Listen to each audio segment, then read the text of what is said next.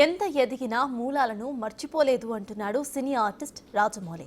మహబూబాబాద్ జిల్లాలో ఆత్మీయ సమ్మేళనానికి ముఖ్య అతిథిగా హాజరైన ఆయన తన ఊరంటే తనకు చాలా ఇష్టమని చెప్పాడు. తాగుబోతు పాత్రలో నటించడం వల్ల ఇంటి పేరే తాగుబోతుగా మారిపోయిందంటున్న రాజమౌళితో మా ప్రతినిధి యశ్వంత్ ఫేస్ టు ఫేస్.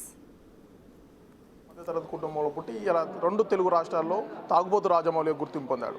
సాధారణ పల్లెటూరుగా నేపథ్యం స్టార్ట్ అయ్యి ఇలా రెండు రాష్ట్రాల్లో కమెడియన్గా కూడా ఎంతో ప్రతిష్టగా అందరికీ నోటెడ్ అయ్యారు. అయితే ప్రస్తుతం రాజమౌళి ప్రస్థానం ఏ విధంగా జరిగింది, ఎలా జరిగింది, ముఖ్యంగా ఈ తాగుబోతు క్యారెక్టర్ని ఎందుకు ఎంచుకున్నాడు, మనతో మాట్లాడడానికి రాజమౌళి ఉన్నారని అడిగి తెలుసుకుందాం. సార్ నమస్కారం. మీరు మీ నేపథ్యం ఏంది, మీరు కేవలం తాగుబోతుగా క్యారెక్టర్ని ఎందుకు ఎంచుకున్నారు? మాది జంగిలిగొండ గ్రామం, మన మహబూబాబాద్.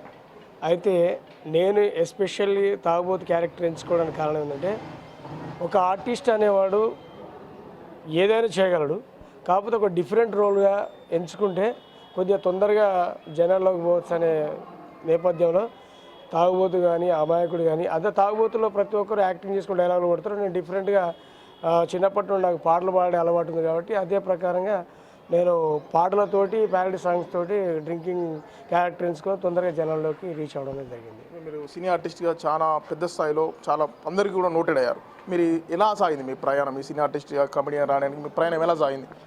జబర్దస్త్లో ఎంటర్ కావడానికి నాకు ప్రధానంగా హెల్ప్ చేసింది బొబ్బిలి సురేష్, మ్యూజిక్ డైరెక్టర్ తమ్ముడు, ఇక్కడనే గౌరవం. ఆయన నీది నాదొకే కథ, విరాట పర్వం, జార్జి రెడ్డి ఇట్లాంటి చాలా మంచి సినిమాలకు మ్యూజిక్ అందించాడు తమ్ముడు. ఆ తమ్ముడు ద్వారా నేను టిల్ వేన్ అన్న బల డైరెక్టర్ ఉండగా ఆయనతో పరిచయం ఏర్పడి నేను జబర్దస్త్కి 2014లో ఏప్రిల్ 16వ తారీఖున ఎంట్రీ ఇచ్చాను. అట్లా నా ప్రస్తావన జబర్దస్త్లోకి ఎంట్రీ అయింది. తర్వాత నేను దాదాపు ఒక 7 సంవత్సరాలు 400 ఎపిసోడ్లో దగ్గర చేశాను. ఆ తర్వాత ఇంకా చాలా మూవీస్ చేశాను, ఈ టీవీ షోలలో చేశాను. అట్లా నా ప్రస్తావన కొనసాగే క్రమంలో రీసెంట్లీ కొన్ని సామాజిక సేవా కార్యక్రమాలు ఇట్లా ఒక 15 కంట్రీస్ దాదాపు ఒక 400 ఎపిసోడ్లకు పైగా ఇట్లా చేసిన కళారంగాన్ని గుర్తించి న్యూ లైఫ్ థియాలజికల్ యూనివర్సిటీ వాళ్ళు డాక్టరేట్ ఇవ్వడం జరిగింది. అట్లా నా సినీ ప్రస్థానం టీవీ రంగంలోకి అట్లా ఎంట్రీ కావడం జరిగింది. చాలామంది గ్రామీణ స్థాయిలో కళాకారులు చాలా ఇబ్బంది పడతారు, ఆర్థికమైన పరంగా మేము ఎదగలేకపోతున్నాం, దానివల్ల మేము రాణించలేకపోతాం. మరి మీరు వారికి ఎలాంటి సజెస్ట్ చేస్తారు? నేనేమంటున్నానంటే, కళ అనేది చాలా గొప్పది.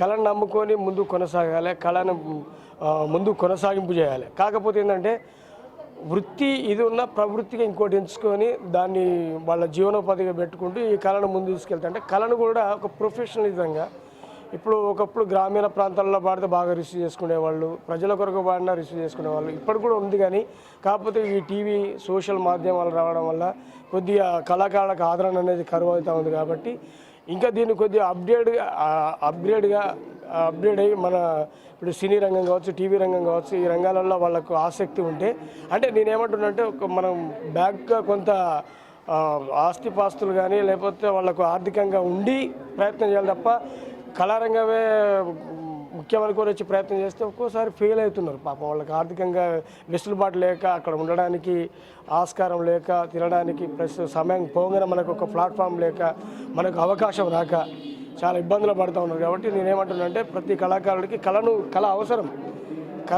చాలా గొప్పది. కళ అంటేనే చాలా గొప్పది. కాకపోతే మనకంటూ కొంత ఆర్థిక వెసులుబాటును కల్పించుకొని దీన్ని ప్రయత్నం చేయాలి.